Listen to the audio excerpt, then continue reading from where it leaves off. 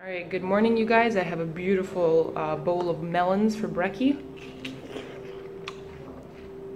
Pretty sweet.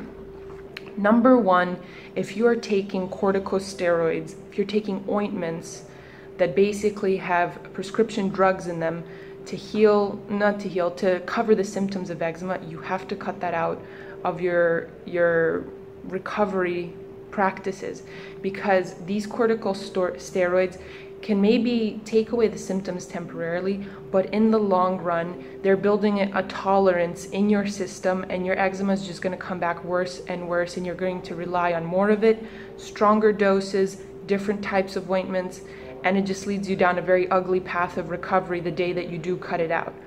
So the sooner you cut them out, the better.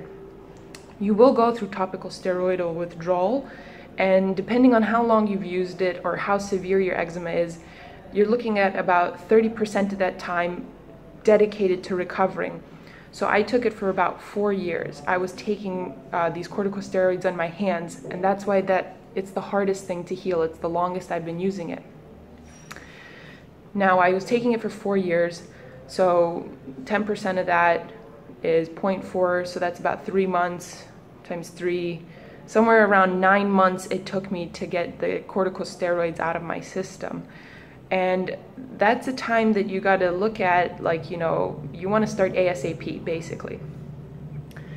And things get a lot easier after you go through the initial detox, which is just a couple of weeks and sometimes even a couple of months. For myself, I think it was about 2 or 3 months were really severe, and then it's gotten gradually shorter, the flare-ups, and a lot better. Believe me, it does get a lot better, even if it looks really bad in the beginning. It's necessary. Number 2, I think this one is very important, especially for myself, because it also triggered asthma symptoms for me when I used to be in high school and I used to run a lot. Getting rid of dairy from the diet. If any animal product you're going to get out of your diet, which I recommend all of them eventually, but number 1, start with dairy. It is a very high inflammatory food. It is causing inflammation, it is causing irritation in the body, it is causing a very acidic environment. It is not a healthful food. It's not a probiotic. Nature's probiotic are beans and other high fiber foods. They build the microbiome that is natural to humans. Dairy is causing inflammation, it is causing irritation, it is causing a microbiome that is very acidic and very prone to growing candida, not the good bacteria you want. With that being said, it's easy to cut out dairy because I think you can switch over to delicious soy milks, coconut milks, oat milks. They're relatively low in fat. If you really like yogurt, I do believe Silk has similar yogurts that are low in fat, but also not terribly expensive. They're about as expensive as Greek yogurts. If you're used to putting creamer in your coffee, I mean, coffee is not a health food, but there are almond and soy milk creamers. It's terribly easy to switch from dairy to other products. It's the same price, same section you go to. With that being said, when I cut out dairy from my diet, approximately 3 years ago, it just was a world of change. Not only did my asthma get significant, the two together, when my asthma got significantly better. Like, I was consuming a lot of dairy. I was drinking milk for breakfast. Lunchtime was always 2 yogurts, and then dinner time was something with cheese. What I've also noticed with dairy and eczema is that I will have a very strong response to really high fat foods, and dairy is one of the highest fat foods out there. You'll have meat products that are around maybe 40%, 30 to 50% per gram of fat, and the rest is protein because they don't have carbs. Dairy is somewhere between 70 to 90%. If you look at cheeses, whole milks, even low-fat milks do have high fat content because they're just basically diluting it and making it higher protein, but it still has high fat. And because of that, that's eliciting a response from our system. You don't want high fat.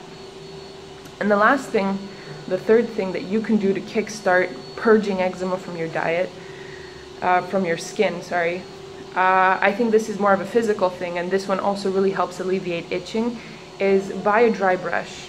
I think I'll link one in the description box because most of them are made with hog hairs, and if you can get a vegan one, you know, and not hurt an animal, might as well. So I'll just link it in the description. Dry brushing basically stimulates the skin surface and the lymphatic system. And in nature, when something, you know, irritates the skin, like let's say you rub up on a poison ivy or something, our natural inclination is to itch. And that motion, I had read somewhere, is basically stimulating the surface of the skin to get the toxins to the surface, to get them out. So when you have a dry brush that doesn't rip apart your skin like nails can, and you can gently stimulate the entire surface of your body, that's kickstarting that detox, that purging of toxins from inside. But you gotta realize that eczema is a deep-seated issue. You know, you've had it for many years at a time. It's going to take a significant period of time to heal. You know, all these quick fixes that I see on YouTube, like heal your eczema fast, oh, find an allergen, find a trigger, and then take it away, and then it'll go away for good. I have tried all of that with no avail for 4 to 5 years. I've tried elimination diets of taking out like rice and nightshades, hasn't worked. I've taken out mold, I've taken out cats, I've taken out high pollutive environment. I've tried all of those. Nothing seems to work as compared to doing cleansing, such as dry brushing, Epsom salt baths, juice cleanses, water cleanses. Changing your diet from a very high-fat animal-based diet to a low-fat plant-based diet, very effective, most effective. And lastly, exercising, sweating, getting those toxins out. Hope that helps. Leave your questions, like it, dislike it if you think I'm wrong. Tell me I'm wrong, you know, have a discussion. Let's have a discussion about this. I have reason to believe it is right. Tell me why you have reason to believe it's not right. I'll see you guys in the next video. Hope this was helpful. Take it easy. Don't feel too stressed out. This can all be temporary. Health can be permanent. Just hang in there. Peace.